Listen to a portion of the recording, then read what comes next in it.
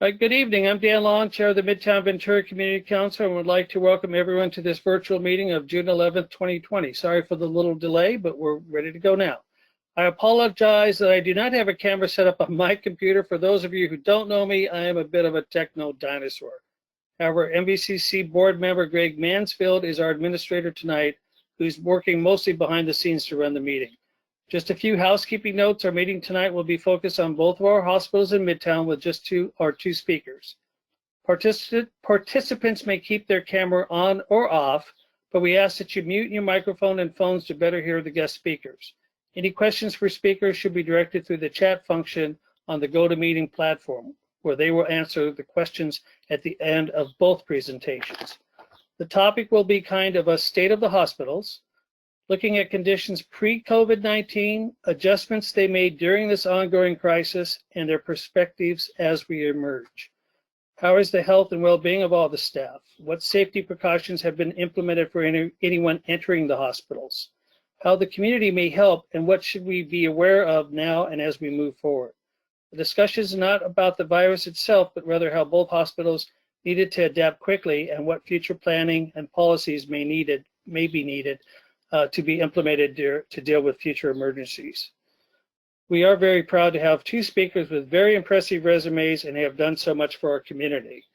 Our two speakers are Gary Wilde, Community Memorial System CEO and Chair of the California Hospital Association's Board of Trustees, along with Barry Zimmerman, Chief Deputy Director of the Ventura Healthcare Agency. And we're going to have Gary go ahead and go first tonight. And thank you both so much for being with us this evening. So I'll hand it back to you, Greg, and to you, Gary, to go ahead and start as you're ready. Great, I'm ready to go. If I do that, do you guys see my full screen? Correct. Yep, much better. Everybody good for the most part on that screen? Yeah, I'm good with it. Perfect. Thank you. Well, thank you for inviting Barry and me. Barry and I are great friends. We've gone back a long time. We're honored to be with you, and we just wish we could be face to face over the church where we usually meet. And I want to start with that. I want to thank you for your support all the way through the project over the past 10 years. This is a picture of the new hospital we've been in almost 18 months now, and life was really good in 2019. And Dan asked me to give you kind of a before and after. So what we were experiencing in 2019 is the success of a new building. Volume was up by 14.6%. And the last quarter, the fourth quarter, was up by 22%. And as you can see from the slide, our average daily census was up. We had a bigger hospital, all private beds, and life was good. Deliveries were up by 14.2%. And while we enjoyed an increased volume from Ventura, most of the increase actually came from Oxnard, was up by 17%, Camarillo by 10%, Ojai by 15%, Santa Paula by 12%, Fillmore by 32%. So we brought in a lot of volume into Ventura, which benefits the Midtown area. So the vision that the Midtown Ventura organization had, the medical district worked. The same thing can be true of Ventura County Medical Center. The new hospitals really drew in a lot more volume. Not only did we increase beds, but the quality of it increased and the available services and so forth. So the vision of you and others has really paid off. We also, from an economic standpoint, we increased our staff. I don't know if you can see this, but we increased about 300 employees, so 250 full-time equivalents. And many of those individuals, of course, shop in Midtown. Many of them live in Midtown area and the surrounding communities. And so again, this achieved an economic benefit and a jumpstart for the Midtown area. And it continues even today. Not only did volume go up, but patient satisfaction went up. We were typical of a California hospital in the old building. And then when the new hospital opened up, we just soared with among the top scorers in the nation due to the private beds and the views of the ocean and stuff like that. Then COVID happened. And this is the point that Dan wanted us to emphasize. I've drawn this arrow.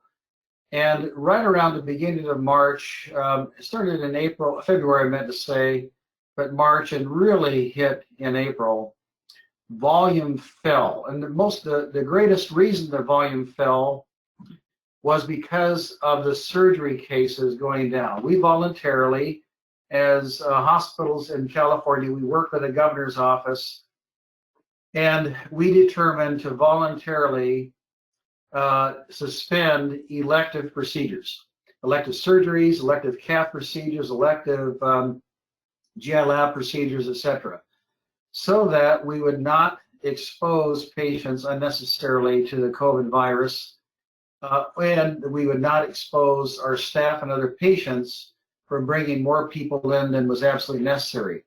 But the result of this for California hospitals, including our 2 hospitals in Ventura, volume went down and revenues went down between 30 and 40%.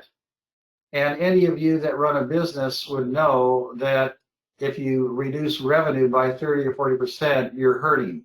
Moreover, our costs did not go down commensurately. In fact, some of the costs had to go up. And they went up in ways where we had to have staff, additional staff, to screen visitors, screen staff.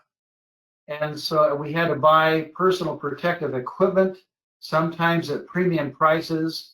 We had to invest in new systems like ultraviolet robots that sterilize a room through ultraviolet rays and many other things.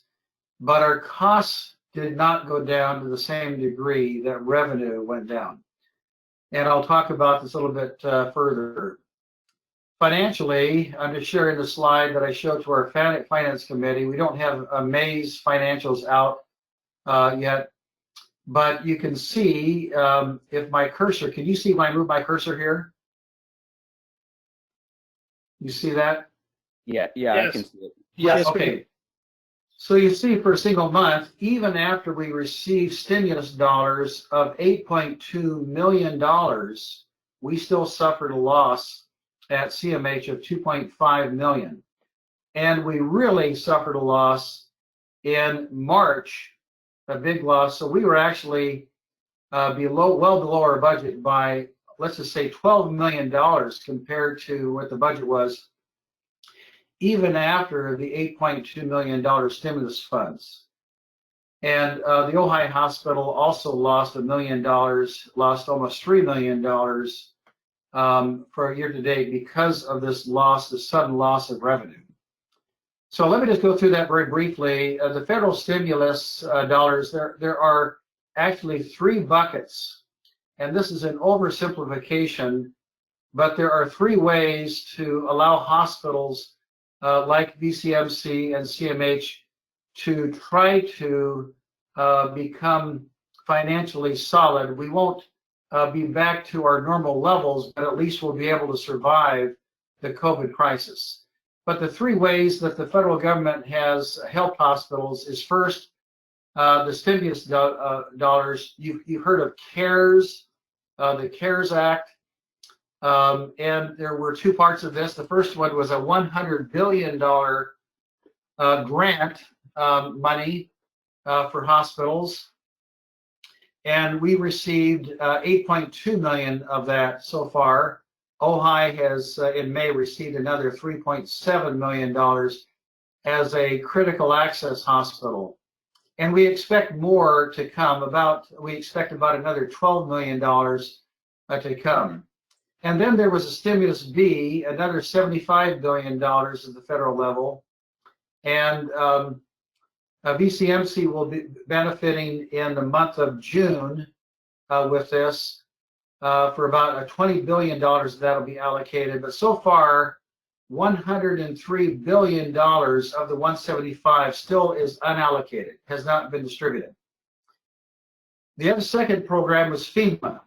if a hospital had to buy things like I was describing, a UV robot or staff up for things or buy extra supplies for personal protective equipment, those dollars could also be reimbursed through FEMA. And finally, there was a $5,000 per employee payroll tax credit possible. But the kicker here is that a hospital cannot be reimbursed for the same claim from all three programs. That would be double dipping. And so Ernst & Young, our auditor, will guide us through the process to make sure that we don't double dip. But the hope is that VCMC and CMH, by the end of the year, will at least receive enough of these dollars to make up for some of the lost revenue. Now, the government was also very gracious. We were able to get an advance payment for Medicare. And so cash-wise, we're doing fine, but we have to begin paying the money back begin August, and then by the end of the year, it'll get back to normal levels again.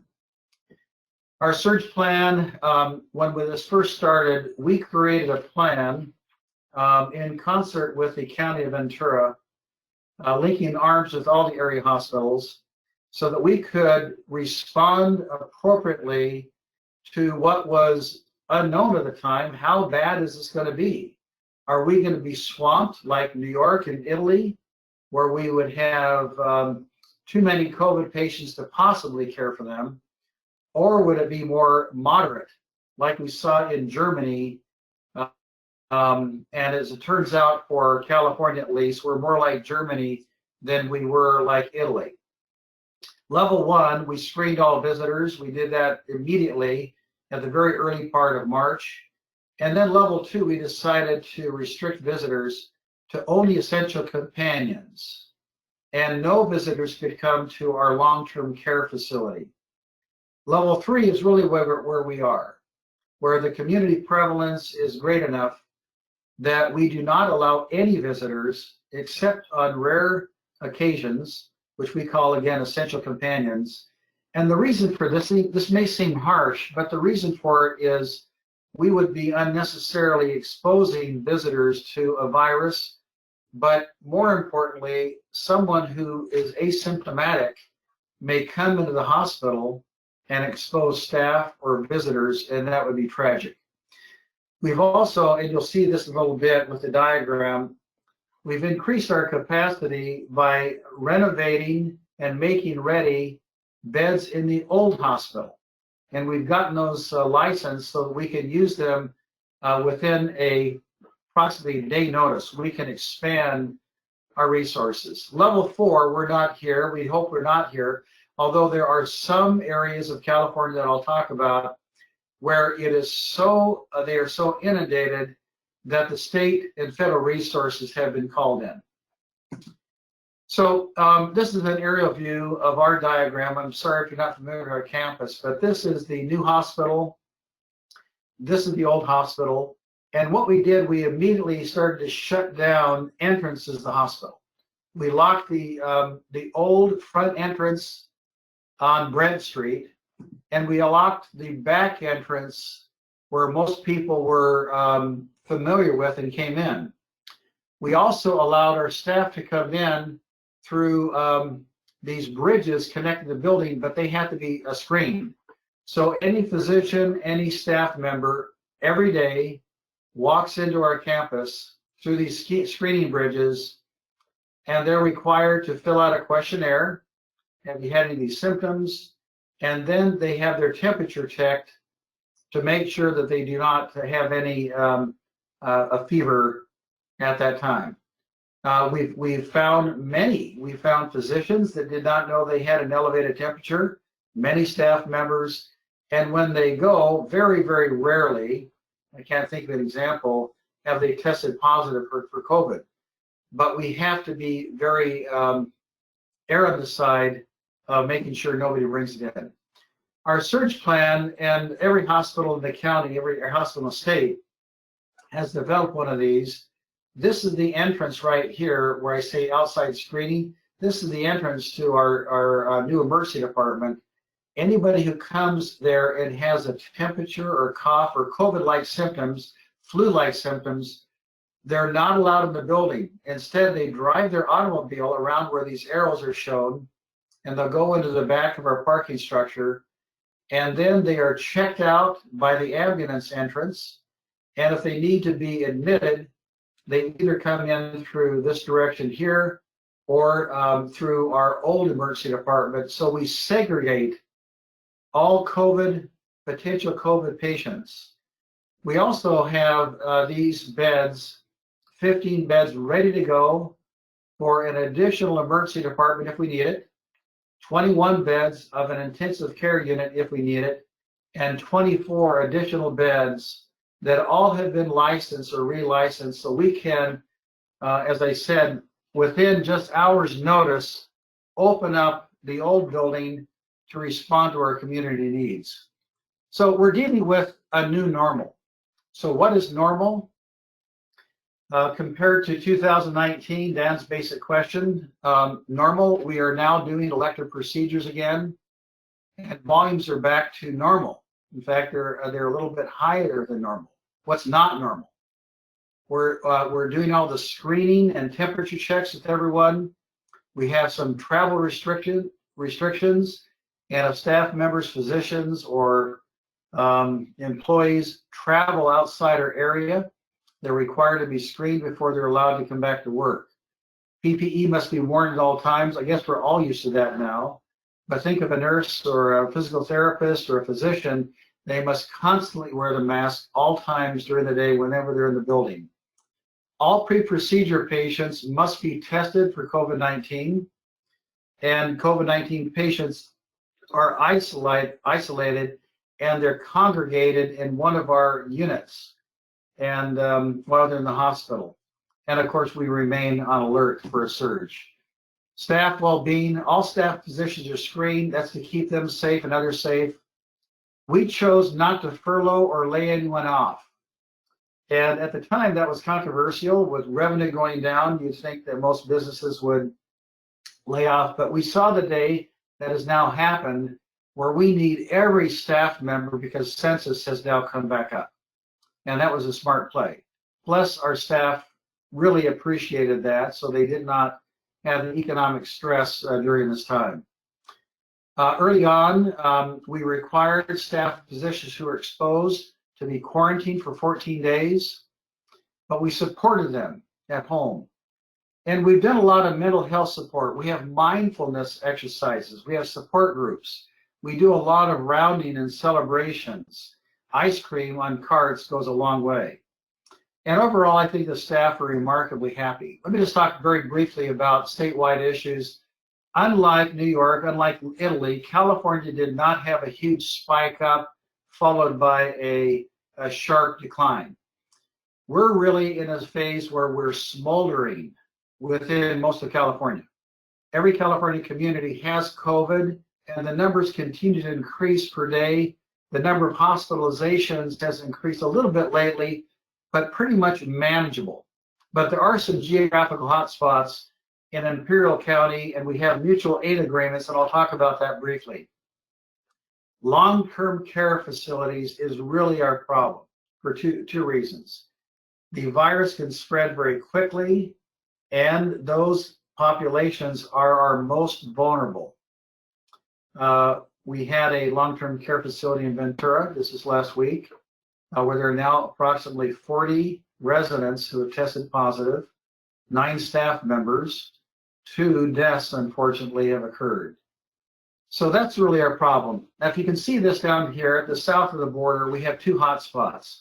One is San Diego County, and one is Imperial County, where I've shown these hotspots. California has had 12 deaths per 100,000 so far. I just want to compare that to New York State, where they've had 156 deaths per 100,000. New York City has had 254 deaths per 1,000. And to contrast that, Italy had many cities with over 1,000 deaths per 100,000. Just as a comparison, Ventura and Santa Barbara counties both have had 4 deaths per 100,000. Los Angeles, unfortunately, has had 27 deaths per 100,000. You might say, why? Los Angeles is a tighter community. It's more compact, just like New York City, although we have 1/10 the number of deaths compared to New York City. And that is the credit to our county health departments getting out earlier, get the word out regarding social distancing and so forth. And Imperial County, which is a rural area, has had 22 deaths per 100,000. Mexicali, just right across the border, 2 weeks ago today, had 180 deaths in one town. That's greater than the entire state of California had. So as a result of that, we have a mutual aid. We're going to have to transport approximately 250 to 400 patients and have them admitted in other hospitals, probably including Ventura County, so that we can take care of that population. Those hospitals, 2 small hospitals, are simply overwhelmed. And if every hospital takes 1 or 2, we'll be able to get through this crisis just fine. Lessons: social distancing and stay safe at home really do work. Spikes and surges have followed holidays and the relaxation of social distancing. That's a fact. California will continue to have a steady rise in cases, but it's unlikely to have this big significant surge. Instead, it's just going to kind of bubble up unless our long-term care facilities become a real problem. Treatments are improving. Remdesivir is a drug that's used, and there's some other things. We're getting better at caring for people. That's another reason that California has had fewer deaths.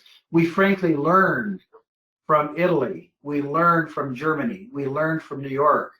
And so part of our success is that we're standing on the shoulders of researchers that figured out better ways. But the vaccine is still months away.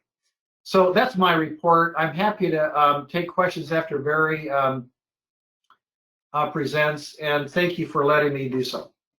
Hi, Gary, this is Dan. I just, do you have, I mean, you don't have a crystal ball, but do you kind of see, as we emerge from this, other things that we may have to do and how the community can help support the hospital? Yeah, Dan, first of all, I think the biggest thing, and this sounds really trite, keep yourself well, keep your family well. The most important thing we can do for our healthcare system is not put a burden on it. And so don't relax the social distancing. I'm even finding myself becoming much more relaxed than I was 6 weeks ago or 8 weeks ago. Let's not do that. So that's the first thing. I think stay informed and communicate. I think this is a great forum for this. Economically, I think we're going to turn out just fine. We'll have a bad year, but we'll survive it. And so those are the things, Dan, that come to my mind. And I guess, and I've heard this from a few people, if you do need to go to the hospital, go ahead and go. Don't wait too long. Yeah, Dan, thanks for saying that. We have now had 38 deaths in Ventura County. I think that's the number. It may have been updated since that time. Having said that, and I don't have specific numbers here, I believe that we've had a greater number of deaths due to delay of care. We unfortunately have had a number of patients come to the emergency room too late with heart attack symptoms and stroke. I believe the number of people that have died in Ventura County because they delayed coming to the hospital for fear that they would get it. We are so safe in the hospital. It is safer than Home Depot or Albertsons or Vons. It is a very safe environment. We're constantly cleaning. We're wearing masks. It's a safe place. Do not delay care. Thank you for that. Thank you. All right, Barry, I think I see your screen is up, and please begin as you're ready. Yeah, great. Thank you. And thank you, Gary, for that overview. Did an excellent job. And I hopefully will touch on some different points because I would say we've mirrored each other in all those activities, maybe just a little different structure of where we put our entrances and so forth, but the protocols have been the exact same in that respect.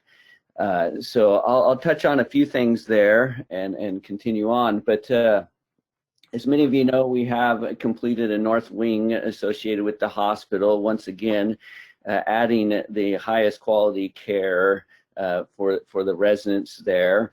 We are a safety net hospital, so we do serve a clientele that you know, different than CMH a little bit, and in that result, some of our funding and our approaches are a little bit different, but similar in the approach how we cooperate in delivery of care, definitely.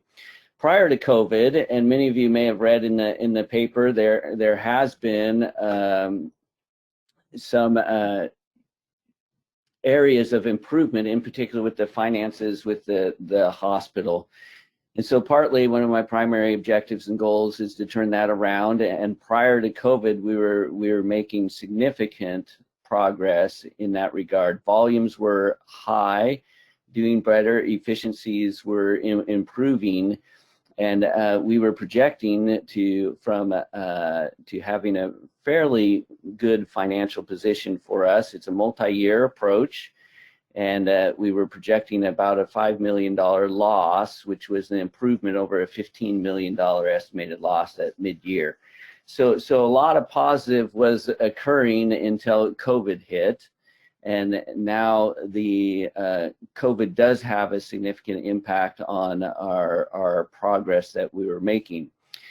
Like what was communicated with, there is funding associated with the CARES dollars coming in, but that is to cover our costs, and we are using that. But you know, in some respects, the allocations are a little bit different for safety net systems, but it is still a benefit to us, and we're receiving funding from the CARES Act there.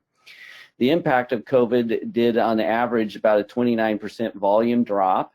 The majority of the volume drop was in the ERs and in the operating rooms is what we've done.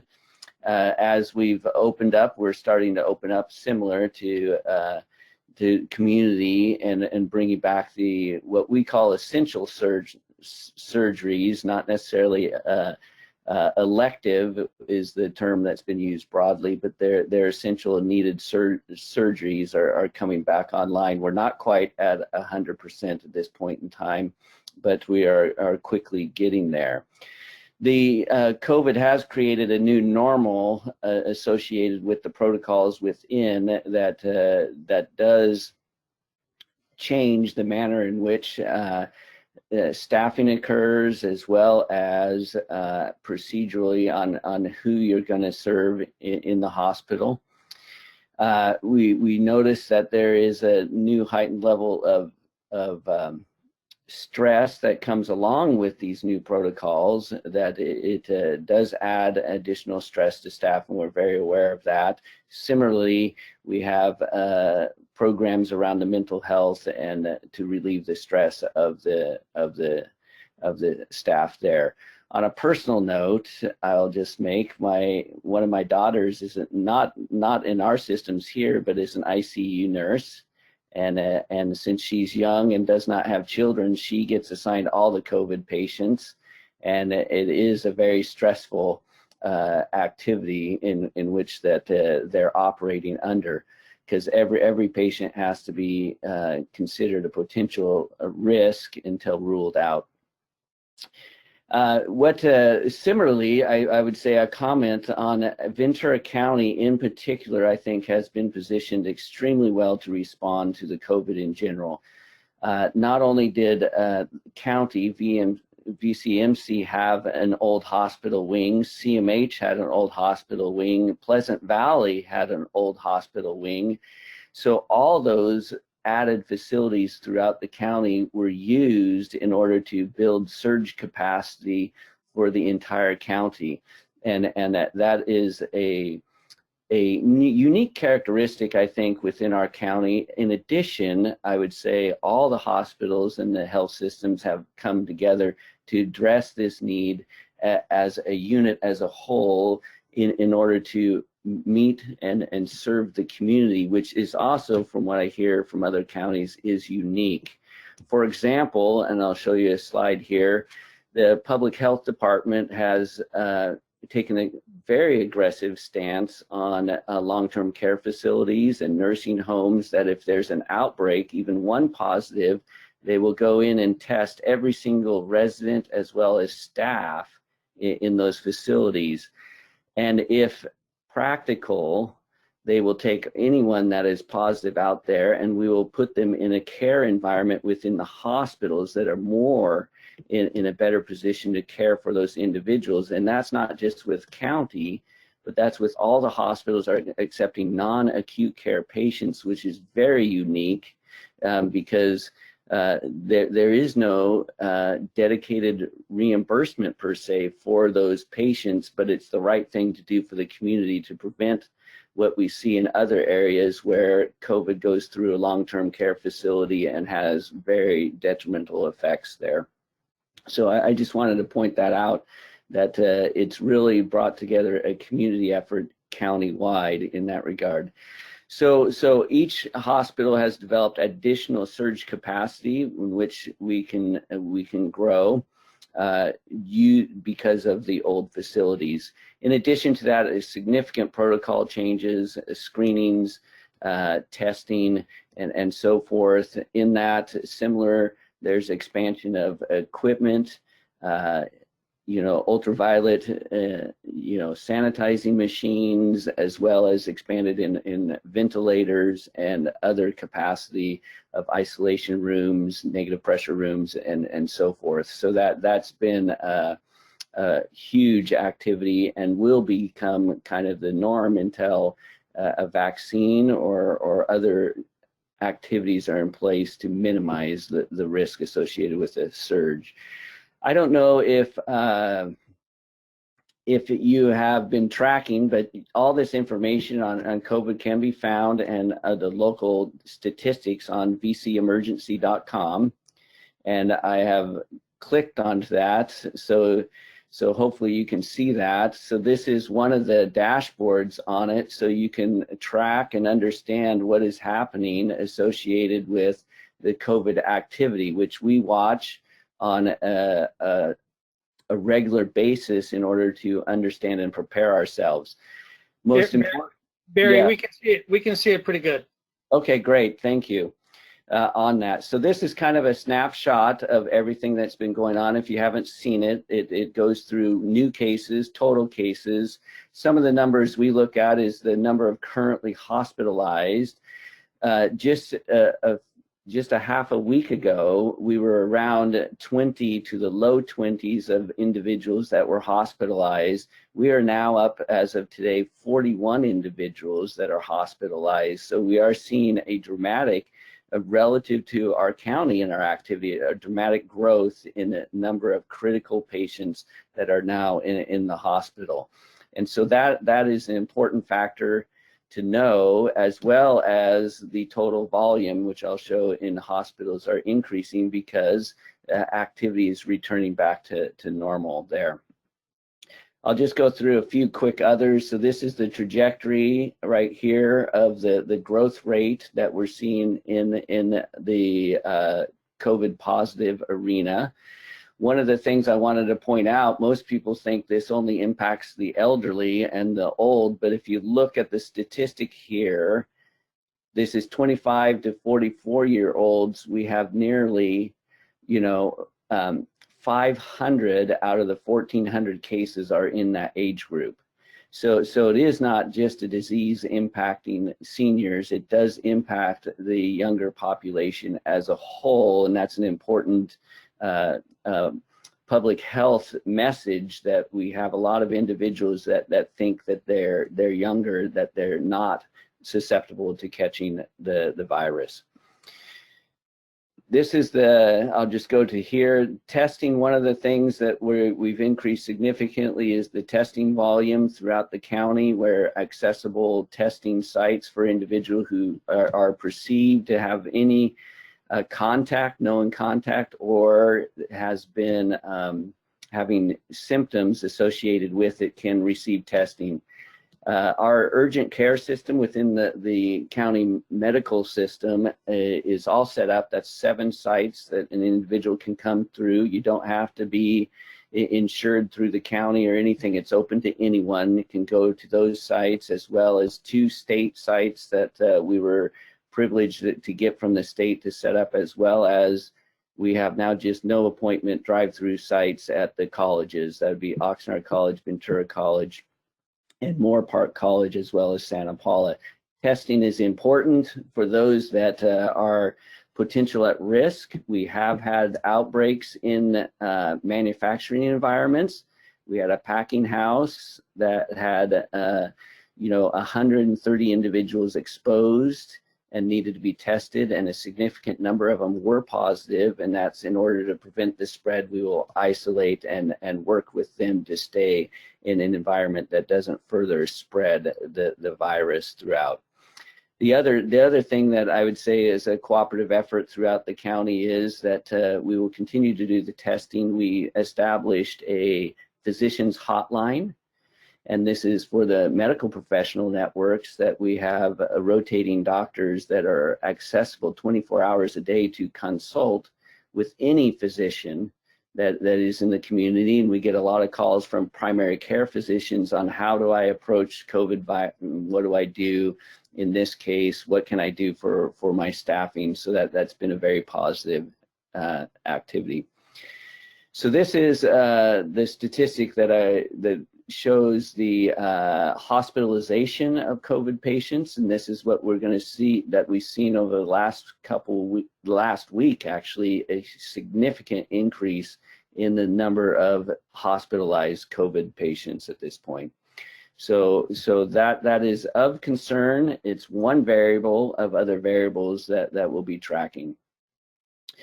So to take that, this is the chart that is more detailed and larger to show that, where we have 41 individuals hospitalized and a small number of non-acute care patients from long-term care in facilities right now, taking care of until they meet the protocol to return to their environment.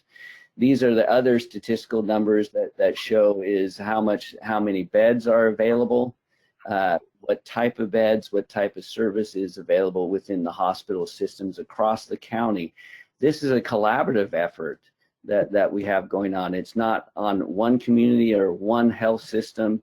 It is very much a shared activity across all.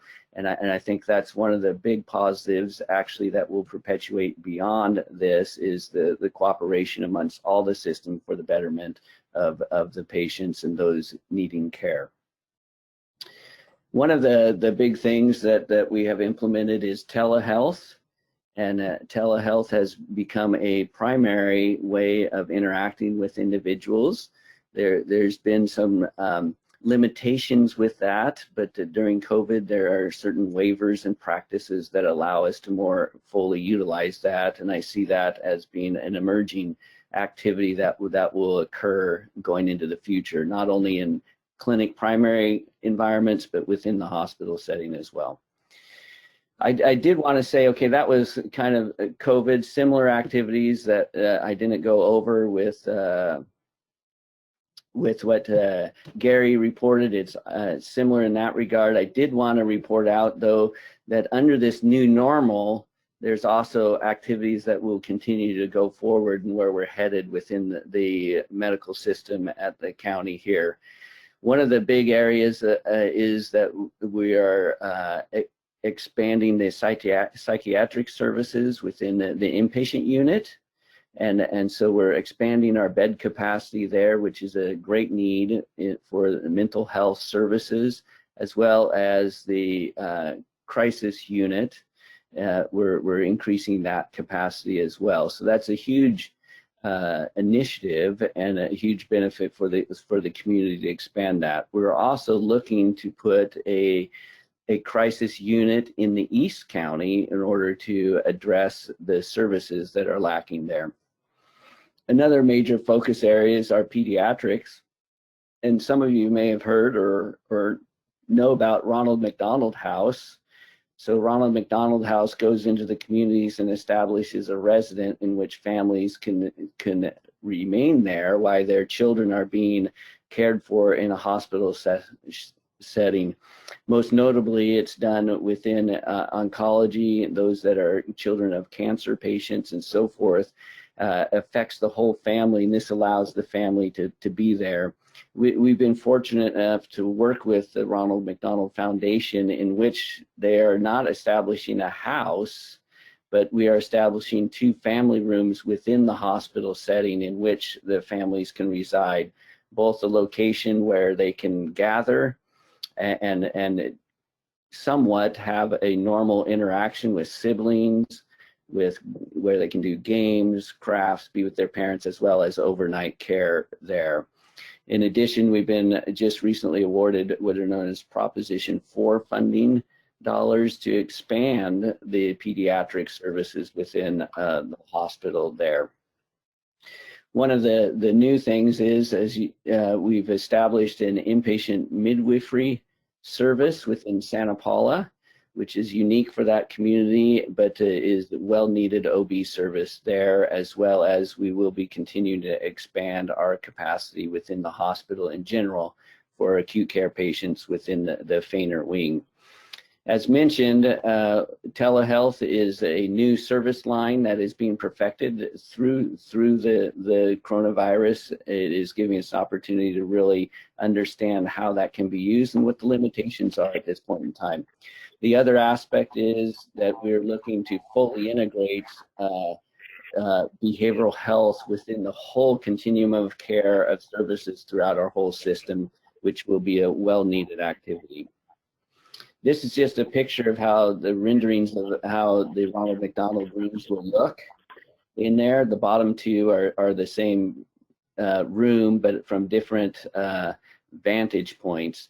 The windows, if you can see the windows in the bottom right room there, that basically will face out on Loma Vista, if you know that the geography there. So we'll be able to look out and actually see the islands and so forth associated with it. And the upper areas where they would actually spend overnight in this situation. So that's a very exciting activity. Somewhat unique in this setting to do this, and at 100% fundraised activity to fund these rooms and to build them out. That's in general really a summary level of where we're at with some of the activities going in with VCMC.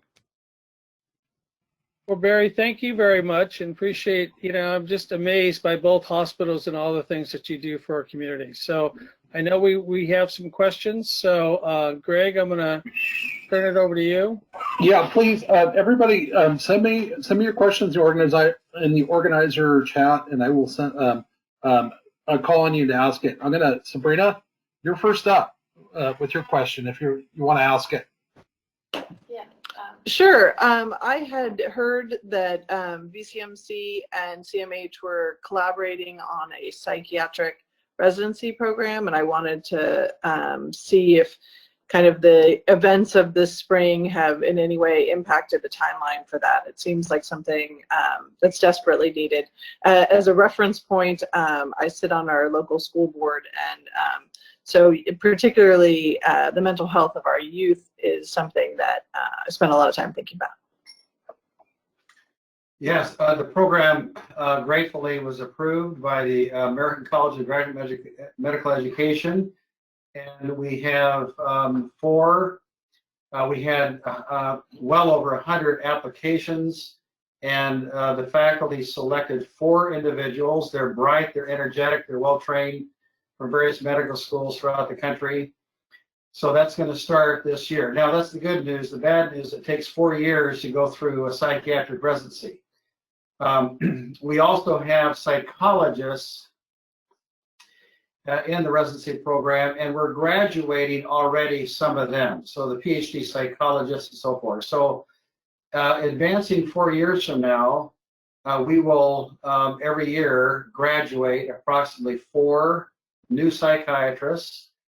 And our programs, and this is a combined program. The program is officially under CMH's program, but many of the faculty actually are at, and the program director is a psychiatrist at VCMC, Essie Hillmont, and other psychiatrists at Vista Del Mar.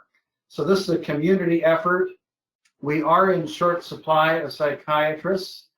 And so I just wish we had started this a few years ago, but we didn't have the resources to do it. So good news there, and we're off and running July 1st with the new residency program. Great. And can I just piggyback and ask, is there any plan to increase bed space? Well, I think you saw for both Barry's and mine, we have the ability to do so. We just relicensed about 60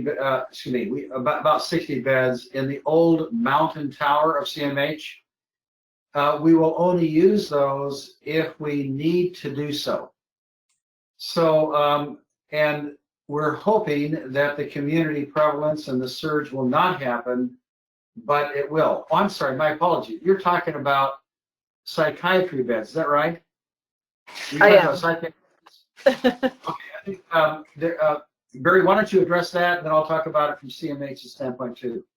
Yeah, so yes, as far as the inpatient unit, we are working to expand the beds there from 30 to 36, and we are hoping the license is up to 43 beds, and so we're looking at a method to get that way, and it's critical that we're able to set up these CSUs in order to help facilitate that. Our goal long-term is to have the facility at its full license capacity of 43 beds there.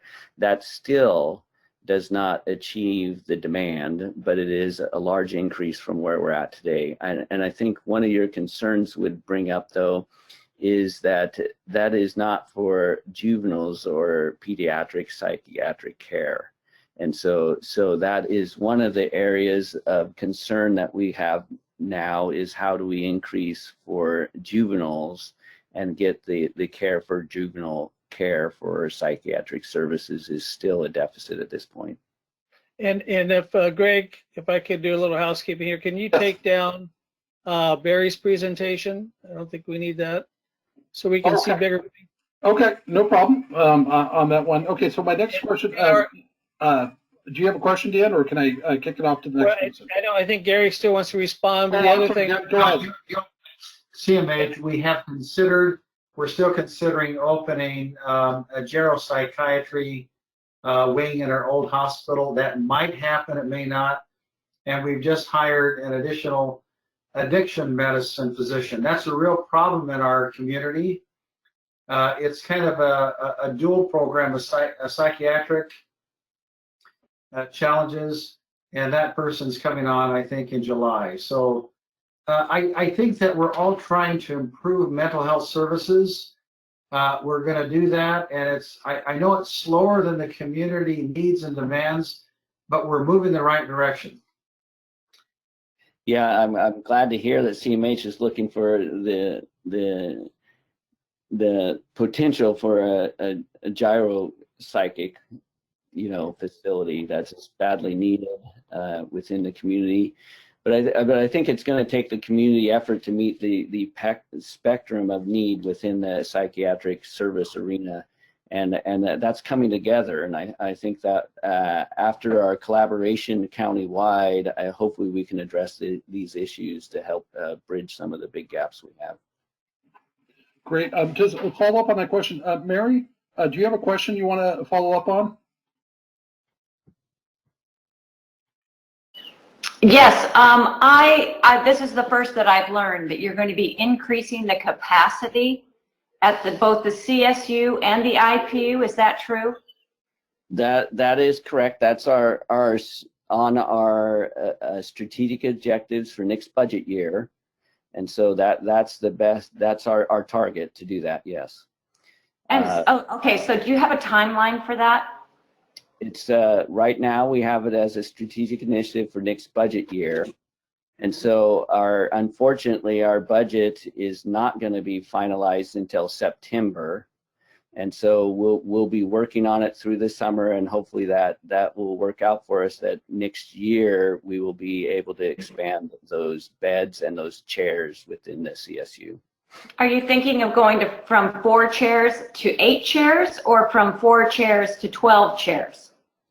We are going from 4 chairs to 8 chairs.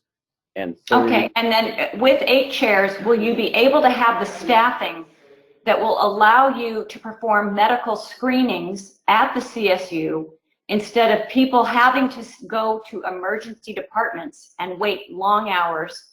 Or will you be able to do screening if you have 8 chairs at the CSU? Yeah, the details I'll have to work out. I don't know the specifics there on that, but you know, we want to make it as efficient as possible associated with it. So we are working, that's what I'm saying, we are working to budget that so we can staff it correctly. Okay, thank you. Great, thank you. I have Cherie, you have a question? Yes, I have a question on a much lighter note. But I'm glad to hear that the mental health is going to be increased. Thank you. But my question has to do with the facade when the Ronald McDonald House goes in. Will there be any facade and/or landscaping improvements on the Loma Vista side? Love the way it looks on Hillmont Street. Wondering if that's part of the plan with McDonald House, or is everything going to be like on the backside again? Well, the room will face the Loma Vista side, one of the rooms. There's 2 rooms, and they're actually just a catty corner to each other inside the old part of the hospital. At this point, we do not have a plan to do the outer facade of the building. I understand what you're saying there, but this will not impact the general architecture or facade of the building at this point. All right, thank you. Okay, great. I think the only other question, and Barry and Gary, you guys see the numbers every single day, and I know this kind of works from it. Can you talk a little bit about the uptick that you're seeing? Are you guys nervous, or do you feel like this was just planned? You knew this was going to happen when things reopened? Well, let me comment. I think that the recent uptick in from my perspective, well, first of all, the number of additional cases, let's start with that, and then I'll talk about the hospitalizations. The number of additional cases is really the result of increased testing. The numerator, the percentage of positive tests remain around 5%. When you do more tests, you're going to detect more positive, okay? So I wouldn't be terribly alarmed when you see the number from, when you go to VC emergency, the slides that Jerry showed, you're going to see double-digit numbers every single day.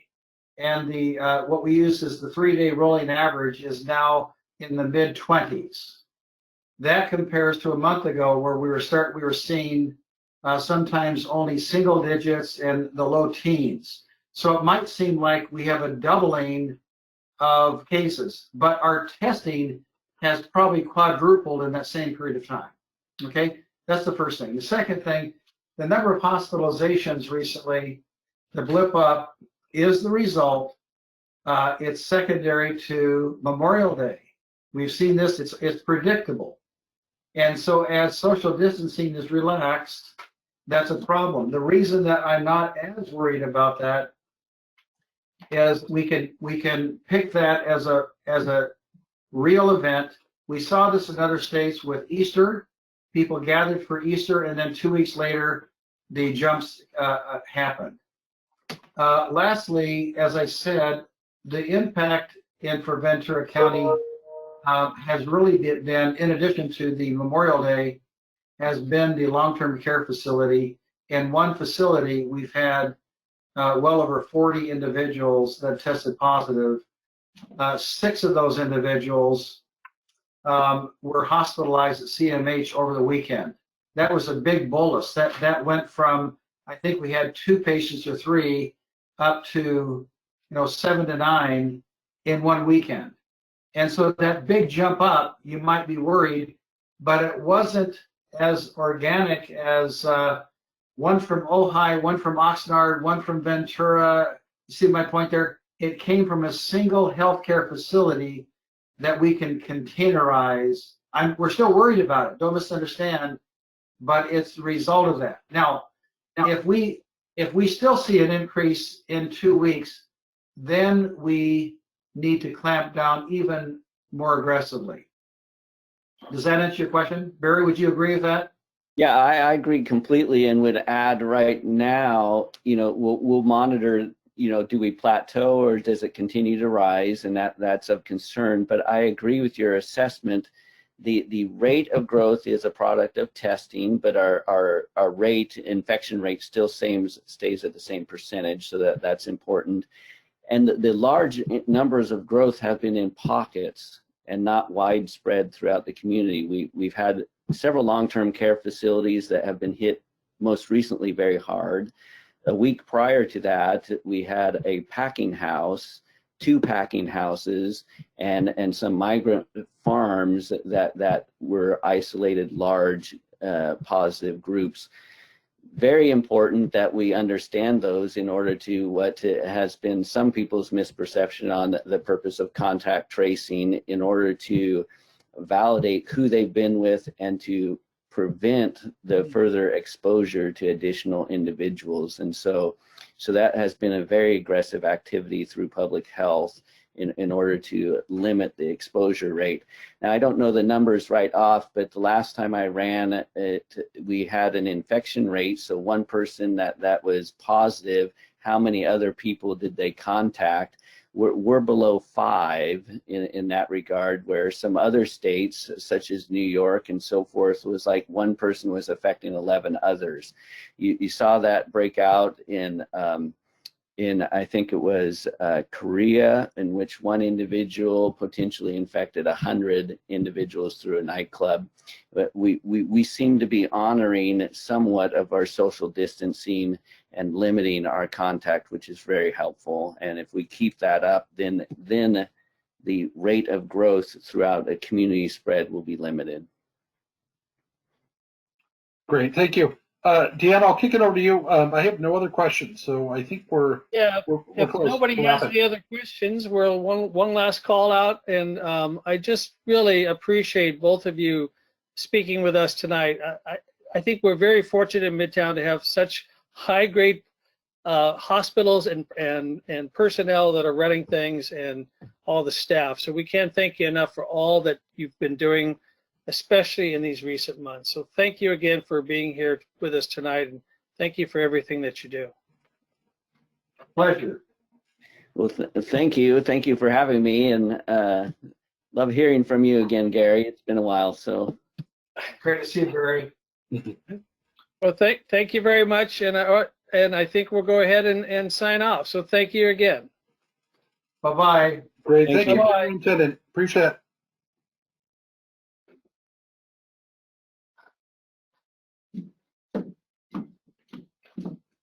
The faces are getting bigger. Okay. I got to fold laundry during. No. You're on, Cherie. Oh, sorry. Okay, bye, everybody. Bye, Cherie.